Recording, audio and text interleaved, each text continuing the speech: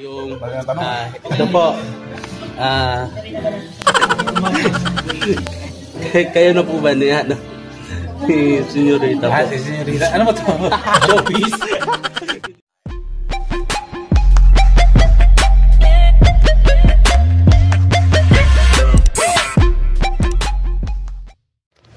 Yo, what's up? Kumusta? So, pupunta kami ngayon kay Boy First Time. Dito kami ngayon sa Katirikan ng Araw. Ito, grabe yung tatas ng building dito. Yan. Pero hindi kita. So, kasama ko nga pala si Sir yun. Hey, Mackenzie and Costa. Subscribe to my channel. Let's go. So, malapit na kami sa PBB. A few moments later. Yes, sir! So, update guys. So, nandito na kami ngayon sa bahay ni Kuya. At ito yun. Yan. Yan. Yun. Kita nyo ba? So, chat muna natin si Boy First Time. Ay, kung kita. Wait lang. Yan. Chat muna natin si Boy First Time. A few inches later. So, inintay namin ulit si Boy First Time dito sa PBB. At grabe daming tao. Daming mga ano yung tawag dun saan na doon? X-South. So dami nagpapapicture pero tapos wala nagpapapicture. Charot. So babalik na ulit. Let's go. So andito na tayo sa McDo guys. Hinihintay na natin si Boy First Time. Hintay mo na siya ron. Babalik ako pag andito na. Sige po, suppose ako. 12 seconds later. So, kasama natin si guys, si Boy First Time. Yan. Sir. Ay, doon natin tsaka dito sila iba. Mga ano po sila, sir? Ito yung mga admin. May school po kayo. Ayun. Naging admin din Subscribe to my Pangalawa kay Mang Makto. Pwede ba mag-shoutout? So, nakita natin siya natin. Sulit ang puso kung may lighting talaga ako kaya kailangan din ng ilaw. Sila yung mga admin sa Boy. Ay, sarap sa pagpadayon. Ayaw mo pala ba na doon? Kasi dati hindi ako nakalabas. Okay na po. So, may tatanong po kami. So, bilang ano po yung bilang successful vlogger. Ano po yung may provide sa mga ibang nag-vlog na small YouTuber? Small YouTuber ko lang din. Hindi. Payo sa mga nagsimula. Opo. Hindi po tayo kita. A few moments later. So, ano po yung masasabi niyo doon sa nagtatanong po na mga small YouTuber po yung paano po magiging successful? Kasi ang para sa akin, kahit nung nagsimula ako, dapat sa simula pa lang, alam mo na sa sarili mo yung tinatawag na consistency. Na kahit may manood sa'yo o wala, dapat tuloy-tuloy lang ginagawa. So pag consistent ka talaga, dun pa lang, sa sarili mo pa lang, mapapatunayan mo talaga ano kaya mong gawin. Na hindi nakadepende kung may nanonood sa'yo o wala. Diba? Ang importante kasi sa sarili mo pa lang, believe ka na kaya mo yung ginagawa mo. So, yun, pag lagi kang consistent at mahal mo yung ginagawa mo na hindi mo agad iniisip yun na para sa iba, yun.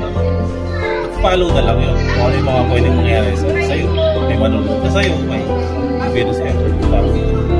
So, ito po parang ano na po tayo, karaniwang tanong na po sa yung paano nyo po na kasi nakita ko rin po yung pinost niyo po sa hindi naman po talaga may iwasan na mga basher po. Paano niyo po sila nag-iiwasan?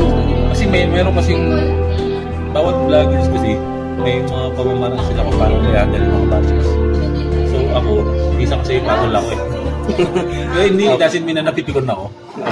Parang gusto ko lang minsan kasi, yung iba kasi merong pwede mong deadmahin, hindi mo din, diba? Minsan, yung iba, kinakomentan mo. Ako yung tao na pag may nagpa sa akin, kinakomentan ko. Na hindi ko naman binabastos pero gusto ko iparamdam sa kanila mali yung ginagawa mo. Si ano si Jan po ba? Huwag na po. Hindi ako napipikon sa ganun. Actually, nakakanan ko lang yun. Kung yung pinagtitipan yung pinagtitipan. 12 seconds later. Yung, ito po. Kayo na po ba niya? Senyorita po. Ano ba ito? Showbiz? Hindi po. Hindi. Mga viewers lang kasi ang nagle-label lang kami. Pero magkaibigan kami. Kaibigan lang kami. So, showbiz ang sagot ah. Showbiz ang sagot ah. Tsaka po ito po, may tanong po ako. Sino po yung nag-pursue po sa inyo na nagsimula ka mag-vlog po? Sino po yung ini-idol? Kasi dati, hindi ko pa alam yung mga vlog-vlog na yan. Ginagawa ko na yan. Hindi ko alam na vlog ang tawag. So parang, yun nga diba? Yung kwento ko na nagka-tourist. Ilang buwan ako nakakas. Tapos, nag-entertain ko yung sarili ko ng kung ano-ano. Tapos nagtutok ako. Tapos hanggang nanonood ako ng YouTube. So, ito ko si Will. Si Wiz. Parang simple nung ginagawa niya sa mga. Pero alam mo sa sarili ko na hindi kaya kong gawin yan kasi ginagawa ko dati yan. Hindi ko lang alam na pwede pa lang gawin na vlog pa lang ang tawag sa akin. So gawin ko. So yun, try ko. Yung anxiety ko na sa mental health ko isip ko ng isip. Pag ginawa ko to, parang nakakalimot ako dun. Parang bago siyang mundo sa akin. So nabibisi yung nadadivert yung utak ko sa yung bagay. Parang bagong passion. Oo, bagong passion sa akin. So, yung pagiging anxious ko at pagiging depressed ko, nakakalimutan ko. Napapalitan ng... Kasi parang bagong mundo, kaya tuloy-tuloy ko siyang gawin. Tapos hanggang sa naging okay ako. Yung sa pinakauna niyong influence yun, si Will. So, yun guys, na ano nyo na yung mga... Malalim nyo. Malalim yung bugot ko. A few moments later. Pa-shoutout po sa Cavite Vloggers po. Ayun, shoutout sa mga Cavite Vloggers. Sa lugar ni Kong yan, diba? Sa ano po? Pumunta po kami kila Juniboy. Andun siya. Wala po, nag-iwala po kami ng sulat. Kasi bukas po si Balot. Talaga po timing po. Tapos, nasa ano sila po, nasa 13. So, lapit lang po sa amin, hindi namin alam. Nagpo-concert sila doon. Yun, shoutout sa mga Cavite Vloggers. Shoutout din po sa mga kaklase ko dyan.